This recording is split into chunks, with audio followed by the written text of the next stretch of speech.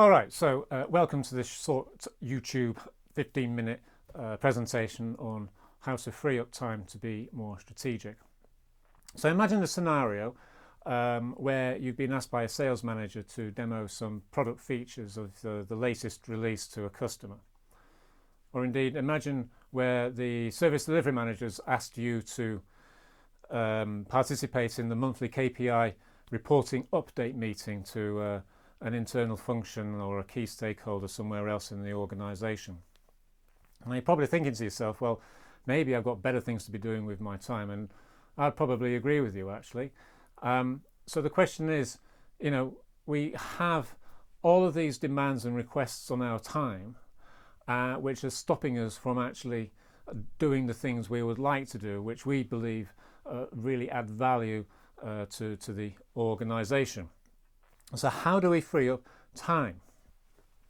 Well, let me start off with a quick definition of what being strategic actually means. In its most generic sense, it's thinking about the longer term at a more senior level. So we're not talking about what's happening in the next 3 months or indeed the next year, but what's going to be happening for the business, in the business, to the business, say in a 3 to 5 year time frame. What is going to be happening then that we need to start planning for now?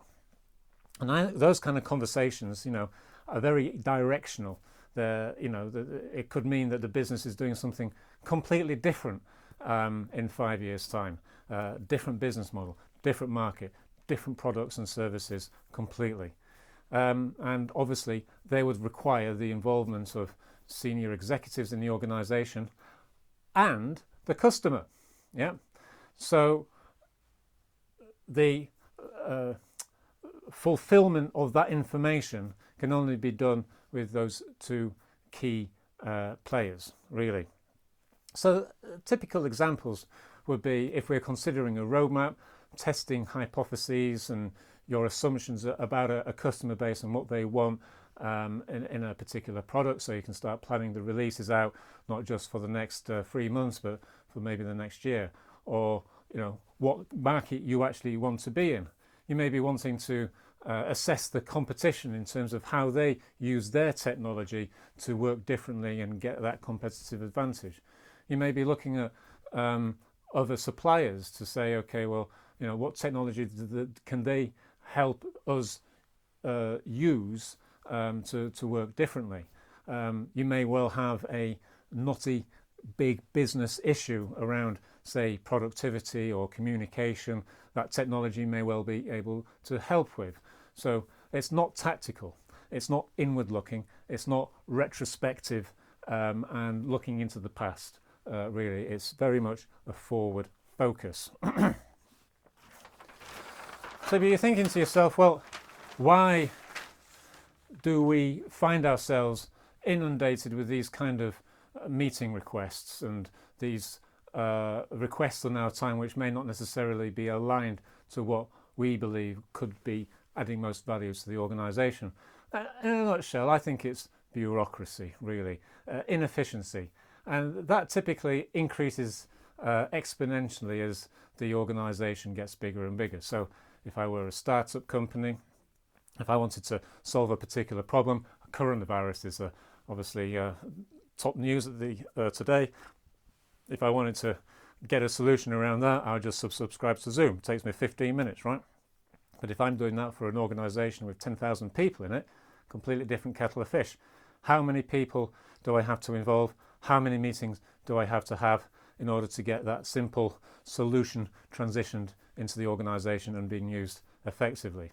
So you see where I'm going with this. The lead time gets extended, and I'm sure everybody's had to reprioritise their workload substantially in order to reduce that lead time and get something over the line in a very quick fashion. So let's look at a little bit deeper, really, as to why those bureaucracy starts to slow things down in an organisation. And I really think there's two key reasons for that. The first one and most important one is the lack of direction and priority. and the second one is the poor time management. And so let's start off with the lack of direction and priority. Now, if you do any Google search, you'll probably have already discovered this little framework here about how to prioritize your time. And it's basically two axes: what's important, what's urgent. And basically you do the job that falls into this box first, and you try and delegate or outsource or not do the jobs that are down here. And a simple question to ask is, what's important, right? So this comes back to the idea of setting objectives. Now, you've probably come across this already, and it's OKRs, and this is objectives and key results. I use an extension to that which is called strategy on the page, SOAP, which in its most simplest sense is OKRs plus activities, really. So we've gone through a process of not only defining objectives and key results, but we've also gone through the process of defining what exactly we're going to be doing in order to fulfill those objectives. Without planning or setting objectives, we're sunk. We don't know what's important, and we're not able to prioritize, and we therefore are not in a position to set our time commitments and do things differently the way we would like. So really, this is our starting point. What are our objectives? And I'm not going to change the world for you in your organisation, because if there's a lack of clarity from the top all the way down to you, that is a much bigger question that can be solved in a 15-minute YouTube presentation. But you can have a conversation with your line manager. And interestingly, we may already have these kind of processes in place, where we have a performance review, and it's kind of like done on a yearly basis, and it's, you're scrabbling around a week before the meeting for your bonus, and you've got to think about, justifying how you've helped the organisation gain, 20% revenue growth last year and all the rest of it, right? Bit of a tortuous exercise, both for the line manager and yourself, you see, because you kind of having to justify why you deserve the pay rise, and the line manager's having to be a little bit more circumspect and not be embarrassed by his team's performance, right? So there's that kind of situation going on, and there's so much opportunity where that could actually be implemented just slightly differently to actually get so much more alignment within your immediate peer group and team with whom you're working. And this is the point, right? Because what we're trying to achieve here is alignment between what the customer needs all the way through to what you're doing on a daily basis. And these objectives need to be planned and reviewed on a regular basis. My suggestion is that they need to be reviewed on a weekly basis with a monthly kind of schedule, ongoing rolling plan, so to speak. So if you're familiar with the planning backlogs and sprints and estimating time, you get where we're going with this. In the same way, not only can you manage, let's say, a backlog and a sprint, you can manage your time, your diary in the same way. So this is not rocket science here at the end of the day, but interestingly, it's one of the biggest how-to kind of questions that come up when I'm discussing these kind of issues with my course delegates. Now then, coming back to this idea of strategy on a page, what we can see here is this is the kind of the standard template, mission and vision, the theme, outcomes and activities. So the outcomes are effectively the objectives and the results, and the activities are really kind of dumped in each of those buckets, you see. And let's give a few examples then. Okay, so I don't know, for your team, it could be to improve the theme would be to improve the reliability and scalability of the platform that the customers use. Okay, so you could measure the outcome would be, I don't know, an uptime of 99.9%. It could be number of issue escalations through the help desk from, I don't know, 1,000 down to 500. You get the idea. So the question then becomes, well, how are you going to contribute to that outcome? And there we start to define the kind of activities that you as an individual or as a team need to do in order to get that progress made. Now, let's say, for example, you've got 4 strategic themes for your team or as an individual.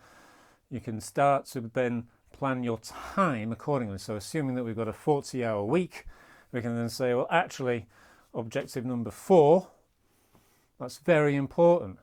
So we're going to allocate more time to that. Whereas objective number 2 is less important, and we're going to kind of go with 5 hours per week on this basis, all right? So you can start looking at thinking, okay, well, I've got 10 hours a week in order to do all of this stuff. I've assigned myself here to achieve the outcome. How much time does each individual activity take? You know, is it going to be a project?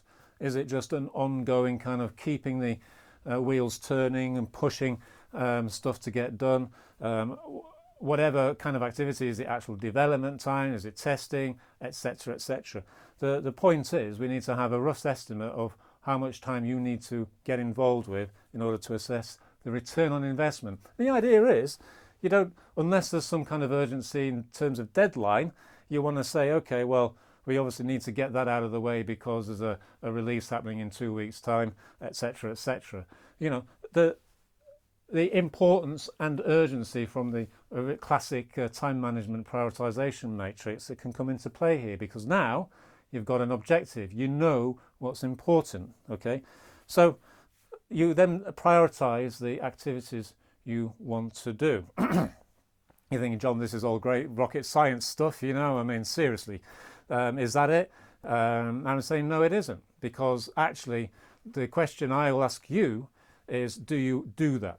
And quite often I see people who stroll into work on a daily basis, they open up their email box and they're off. That's their day's planning done, really. It's a reactive email processing kind of thing.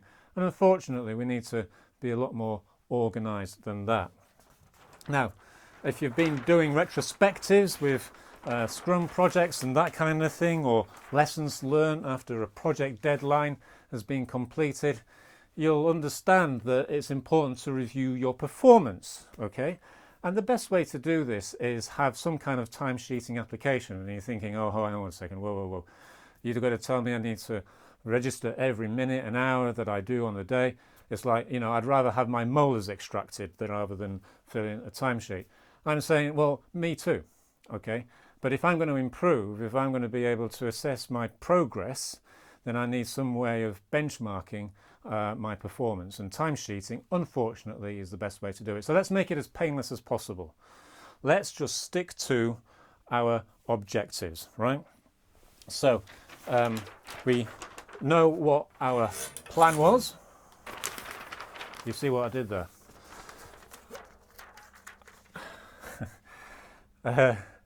Here's our plan. Here's objective 1. Here's objective 1. How many hours did I spend during week 27, week 28, 29 and 30, you see? And inevitably there's a lot of variability. Some dude has obviously been doing quite a lot of overtime here, a bit ridiculous, but you get the idea. So we can start to assess, are we on track? Are we fulfilling our outcome with the activities that we're doing? Do we need to add more time to this bucket or less time? And indeed, how important is this objective relative to the others? Okay, so this is our past performance review. And then that gives us the opportunity to say, well, actually, if we're behind schedule, or indeed if we're ahead of schedule, we can then start to plan our weekly agenda for next week and so on and so forth, and really start to assess, you know, that meeting. Do I really need to go to that meeting? Because obviously if, say, you've been invited to a meeting and somebody then says, well, why aren't you attending this time? You've now got a reason why not. is it on your objectives? And if obviously you've agreed these with your line manager, you've got some backup, right? So when it comes to negotiating your time commitments over the next week and deciding what's really worthwhile or not, you can start to have a really meaningful conversation.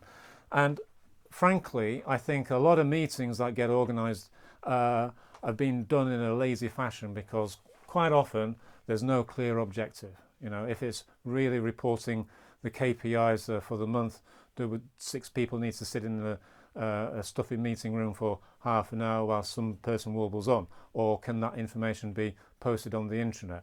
You get the idea. So objectives, clarity can really be very useful, and we can challenge the meeting organizer and say, what's the objective? Is it aligned to mine?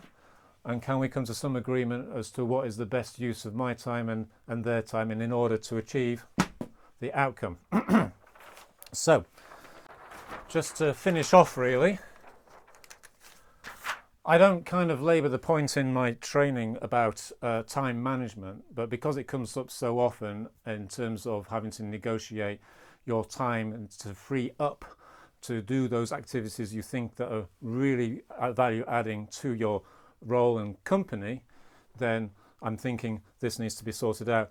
And there are additional features of the training I give that can help you manage time more effectively. So managing expectations, alignment with people, okay, so going through that process of understanding what the objectives are we on literally the same page in terms of time commitments, and coming up with a plan or understanding where the differences of opinion are.